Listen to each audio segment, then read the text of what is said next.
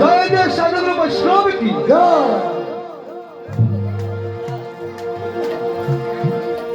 আয় ভাই নেতাটা সোনার নদিয়ারি অসল চিনি মনে সত্যি হয়েছে বা অসভ্য নাকি দেখবে না বাবা যে কোনো জায়গায় গেলে নয়নের জল আসবে আপনি যতই হরিকথা কৃষ্ণ কথা বলেন না কেন ওই শ্রীবাস করে নাচতে পড়ে নয়নের জল আসবে কেন আসবে না এই যে ভক্ত সঙ্গ ওই সাধু সঙ্গের একটা গুণ আছে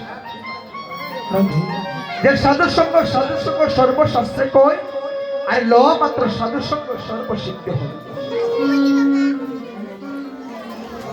তাই আজকে আমার মহাপ্রভু ওই শ্রীবাস করে নৃত্য করছে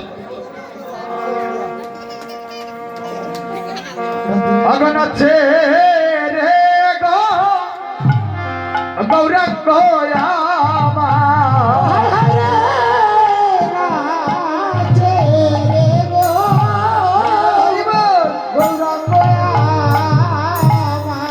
বলি নাচে রে গো গৌরাঙ্গ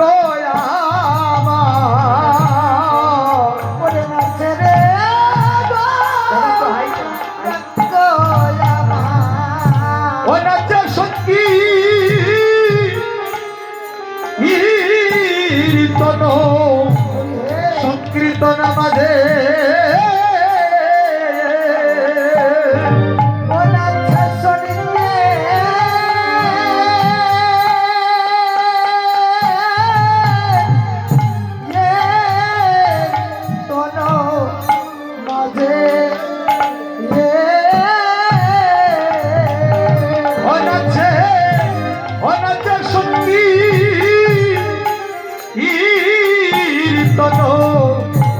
সংকীর্তন মাঝে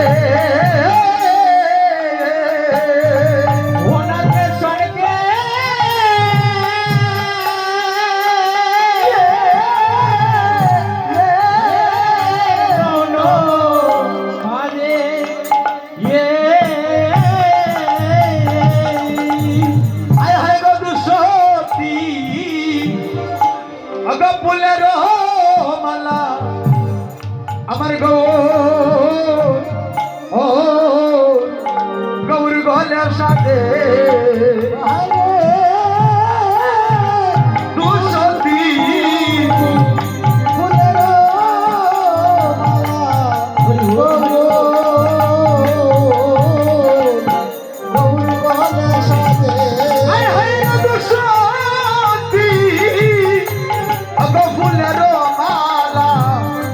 আমার গৌর গলের সাথে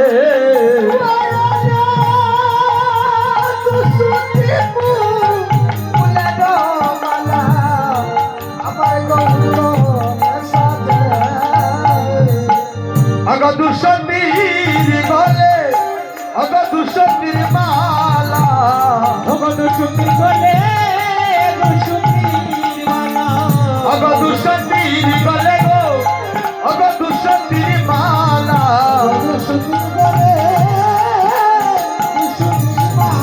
অগ মালাই করিল অগ দুধলা দুসন্দির গলে দুসন্দির মালা মালাই করিল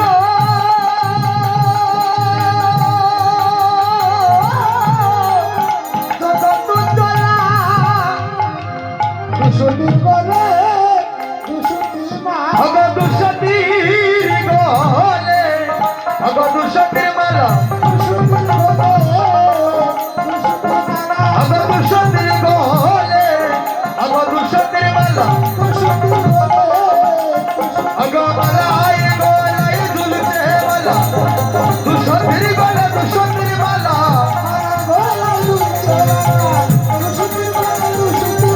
হরি বল বিনোদায় বিমলে হরি বল বিনোদায় বিমলে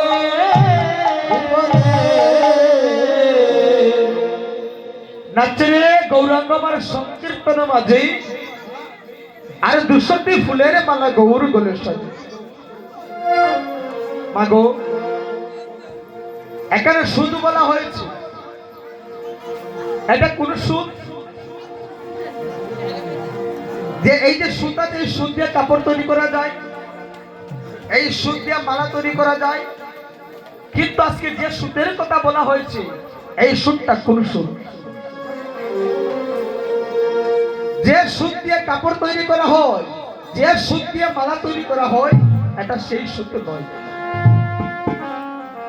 এই সুত সেই সুত দন্ত সুত ছিল, যেই সত্য সুত হইল সেই বলরাম হইল রে। দাদা একটু হাইটা একটু বাড়াই। রাধি রাধি। তাহলে ওই গৌরাঙ্গ মহাপ্রভুকে সুত বলা হয়েছে, সত্যি নন্দন গৌর হরি। একে তো কুসুম মালা, কুসুম একে তো কুসুম মালা, একে তো কুসুম আমার গৌরব বরণে কুসুম মালা গৌরব অগস্যদার বাব গৌরা আজি পরে গেল মনে। পরে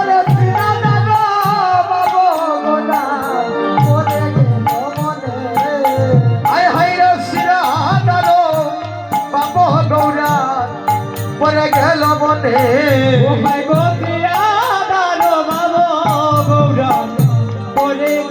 মনে অগরাধার বাবা গৌরার মনে পড়িল,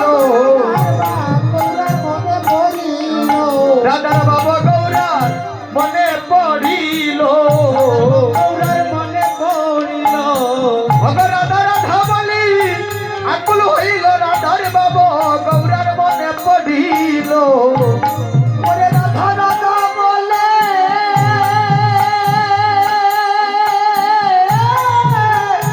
আকুল হইল, রাধার বাবা গৌরার মনে পড়িল, রাধার বাবা গৌরার মনে পড়িল, রাধার বাবা গৌরার মনে পড়িল, রাধার বাবা গৌরার মনে পড়িল।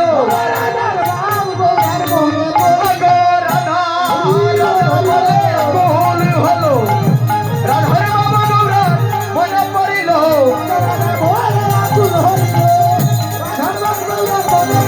হরি বল হরি বল বিনোদাই বলে, হরি বল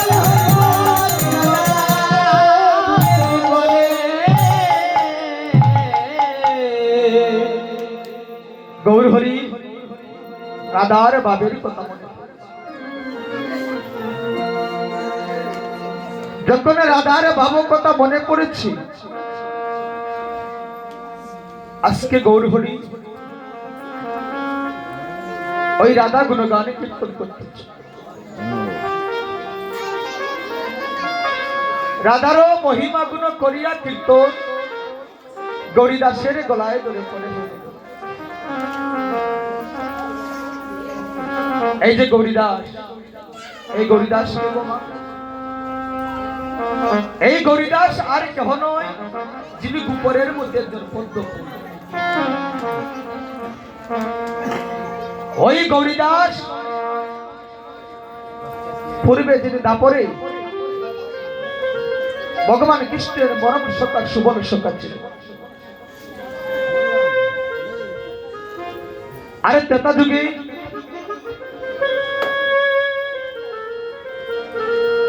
বিভীষণ পুত্র তরুণ সেন। আচ্ছা মাগো, এই যে বিভীষণের পুত্র তরুণ সেন, তার বংশটা কি ছিল? রাক্ষস বংশ। তার বংশটা রাক্ষসের বংশ ছিল, কিন্তু রাক্ষসের বংশে থাকার পরও আজকে কেন ভগবানের চরণে আশ্রিত হলো, ভগবানের ভক্ত হয়ে কেন জন্ম নিল? মাগো, রাম রাবণের যুদ্ধ হচ্ছে, কাকে নিয়ে? এই যুদ্ধটা হচ্ছে সীতাকে নিয়ে। রাবণ সীতাকে হরণ করে নিয়ে গিয়েছে, রাম সীতাকে উদ্ধার করার জন্য রাবণের সঙ্গে যুদ্ধে ব্রতী হয়েছে। একা নয়, সঙ্গে বানরদেরকে সঙ্গে নিয়ে। ভালো কথা। এক এক পর এক দিনের পর দিন যুদ্ধ চলছে। একজনের পরে আরেকজনে পরাজিত হচ্ছে। হঠাৎ একদিন তরুণ সে সিদ্ধান্ত করলো, আমি একদিন রামের সঙ্গে যুদ্ধ করব। আমিও রামের সঙ্গে যুদ্ধ করব। আমার জেঠু রাবণ তরুণ সেনের জেঠু, তাহলে আমার জেঠু যদি পরাজিত হয়ে যায় তাহলে আমি তো পরাজিত, তাই না? হরিবল হরিবল। আমার জেঠুকে রক্ষা করার জন্য আমার এই জীবনটা না হয় আমি বিসর্জন দিয়ে দেব। আমি বিহারে থাকবো না, আমি চলে যাব যুদ্ধ করি। ওই যুদ্ধের জন্য প্রস্তুত হয়ে মায়ের কাছে গেলেন। মা গো, এই বংশের মধ্যে সবাই যুদ্ধ করতে যাচ্ছে, এক একজন পর এক একজন পরাস্ত হচ্ছে। ও মা, আমাদের বংশে যদি এভাবে চলে যায়, এক একজনের পর এক একজন পরাস্ত হয়, আর আমি গৃহে বসে থাকি, আমার জেঠু মারা যায়, তাহলে আমি বেঁচে থেকে কি হবে? এটা আমার বংশকে, এই জগতে প্রত্যেকটা সন্তান তার বংশকে উজ্জ্বল করতে চায়। তাই আমার জেঠুকে রক্ষার্থে মা আমি আজকে যুদ্ধ যাব, সেই রামের সঙ্গে আমি যুদ্ধ করব, দেখবো সে কেমন রাম। আমাগো জনম দুঃখিনী মা, মা তুমি আজকে আমায় বিদায় দাও, আমি যাব সেই রামের সঙ্গে যুদ্ধ করিতে। ও মা গো, আমি যে